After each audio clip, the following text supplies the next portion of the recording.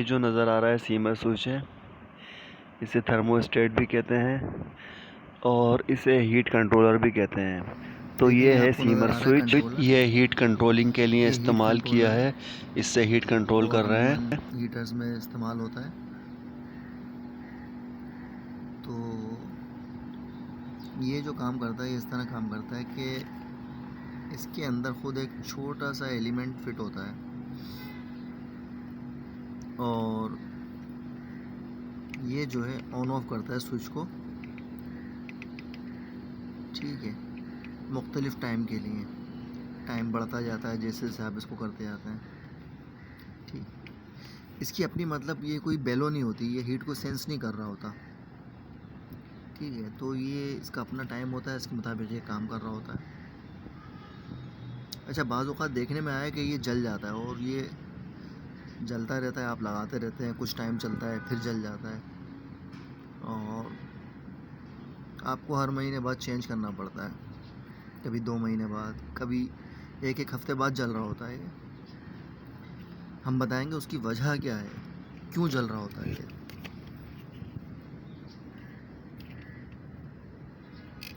ठीक है, तो हम आपको उसकी वजह भी बताएंगे कि क्यों जल रहा होता है और इसके जलने से आप छुटकारा हासिल कर सकते हैं, वो भी आपको बताते हैं। ठीक है जी, तो मैं बता रहा था कि ये अक्सर जल जाता है और उसको चेंज करना पड़ता है, कभी हफ्ते बाद, कभी महीने बाद, कभी 2 महीने बाद ये जल जाता है।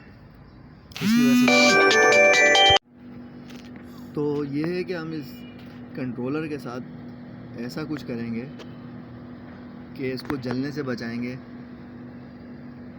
ठीक है। मकसद ये है कि जो बहुत जल्दी जल जाया करता था, ऐसा नहीं होगा अब। इसके पॉइंट जो जल जाते थे लोड की वजह से, वो नहीं जलेंगे, क्योंकि तमाम का तमाम लोड इस पर आ रहा था और इसकी वजह से ये जल रहा था। तो हम इसके साथ इजाफ़ा करेंगे एक अदद कॉन्टेक्टर का। तो जब इसमें कॉन्टेक्टर लग जाएगा तो तमाम का तमाम लोड जो है वो कॉन्टेक्टर पर शिफ्ट हो जाएगा और ये जो है लोड फ्री हो जाएगा। इसका काम सिर्फ़ और सिर्फ ये होगा कि ये टाइम टू टाइम जो हमारा कॉन्टेक्टर होगा इसको एनर्जाइज़ करेगा और कॉन्टेक्टर जो है वो सर्किट को कंप्लीट करेगा और हमारे हीटर्स को ऑन ऑफ करेगा। तो फिर हम ये काम करते हैं, कॉन्टेक्टर लगाते हैं इसमें और फिर आपको दिखाते हैं। ये देखें, हमने कनेक्शन कर दिए और हमने कॉन्टेक्टर लगा दिया, इसके साथ हमने ब्रेकर दिया। तो सीन कुछ यूँ है कि सबसे पहले सप्लाई यहाँ पर आएगी, उसके बाद हमारे कंट्रोलर में, कंट्रोलर से फिर कॉन्टेक्टर में, ठीक है जी। कॉन्टेक्टर से आउटपुट निकली, ये हमारे पावर प्लग में आ गई और यहाँ से हम लोड कनेक्ट कर देंगे। एक बार फिर आपको दिखाते हैं। ये जो इंडिकेशन है ये डायरेक्ट है पावर की, ये डायरेक्ट हमने यहाँ लगा दिया इसको, ठीक है। जैसे हम ब्रेकर ऑन करेंगे ये इंडिकेशन रोशन हो जाएगा और ये जो इंडिकेशन है ये आउटपुट में लगा रखी है, ठीक है। जब ही हमारा कंट्रोलर कॉन्टेक्टर को एनर्जाइज करेगा तो हमारी एलईडी रोशन हो जाएगी, ठीक है। एलईडी भी रोशन होगी और साथ साथ ये देखें, ये आउटपुट वायर है, ये हमारे पावर प्लग में जा रहा है। इससे क्या होगा कि हमारे पावर प्लग को सप्लाई मिल जाएगी,